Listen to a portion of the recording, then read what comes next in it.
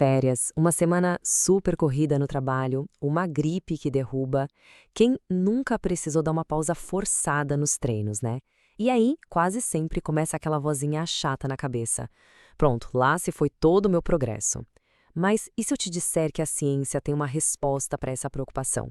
E olha, é uma resposta bem mais animadora do que se imagina. Essa é a pergunta de US$ 1 milhão, não é mesmo? O grande pavor de quem treina? Será que alguns diazinhos fora da academia já são o suficiente para jogar fora meses de dedicação? Bom, a realidade, baseada em como nosso corpo funciona de verdade, é muito mais gente boa com a gente. Então, para a gente desvendar isso de uma vez por todas, nosso caminho vai ser o seguinte. Primeiro, vamos encarar de frente essa ansiedade da pausa. Depois, a gente mergulha de cabeça na ciência do destreino. A partir daí, vamos montar uma estratégia inteligente para manter os ganhos e, para fechar, o grande segredo que faz o retorno ser tão rápido. Vamos lá, vamos ser sinceros. Aquela sensação de que o trabalho duro está escorrendo pelos dedos, ela é real. E frustra, né? Só que o nosso alarme interno costuma ser bem mais pessimista do que a realidade. A verdade é que nosso corpo tem uma capacidade de se segurar, de ser resiliente, que é simplesmente impressionante. E para entender essa resiliência toda, a resposta está na ciência. É aqui que entra um conceito fundamental chamado destreino. É ele que explica, tintim por tintim, o que acontece lá dentro do nosso corpo quando o estímulo do exercício dá uma sumida. Destreino, falando num português bem claro, é o famoso princípio do use ou perca. Pensa que o nosso corpo é uma máquina de eficiência. Se um tecido como o músculo não está sendo usado, se não está exigindo energia, o corpo, muito esperto, começa a reverter as adaptações. É um processo natural por economia de recursos. E o mais importante, essa perda não acontece da noite para o dia. Existe uma linha do tempo. Olha só.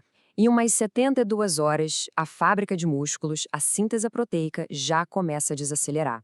Mas a perda que a gente realmente nota, aquela mais visível, só começa a aparecer depois de 1 ou 2 semanas completamente parado. E a força? A força é a mais teimosa, a última a querer ir embora. E isso nos leva a um ponto que é o pulo do gato. Perder tamanho e perder força são coisas bem diferentes. O tamanho do músculo, a hipertrofia, é caro de manter, gasta muita energia. Então, o corpo é mais rápido em reduzir esse luxo. Já a força tem muito a ver com o sistema nervoso, com o cérebro aprendendo a ativar os músculos com mais eficiência. E essa programação neural, essa memória, dura muito, muito mais tempo. Certo. Agora que a gente já entendeu como o corpo reage, vamos para a parte prática. A notícia excelente é que ninguém precisa ficar só assistindo a tudo isso acontecer. Existe uma estratégia de manutenção que é muito mais simples e eficaz do que a maioria das pessoas pensa. E aqui está o número mágico da nossa conversa. Para manter a massa muscular que já foi construída, a ciência mostra que a gente precisa de apenas 1/3 do volume de treino que foi usado para construir. Sim, você ouviu direito, 1/3. Isso muda completamente o jogo para aquele período de férias ou para uma semana super puxada, né? E como é que fica isso na prática? Mais simples impossível. Pensa em ir treinar 1 ou 2 vezes na semana. O foco total vai para os grandes movimentos, aqueles que recrutam vários músculos de uma vez. Agachamento, supino, remada. A intensidade é moderada, sem precisar se matar. Isso já é o suficiente para mandar o recado para o corpo. Ei, calma aí, ainda preciso desses músculos, viu? Mas atenção, a manutenção não é só sobre o treino. Tem um pilar que muita gente deixa de lado, mas que é absolutamente fundamental. Estamos falando do sono. E sono não é opcional, gente, ele é um regulador biológico. Sem ele, o esforço do treino pode não valer quase nada.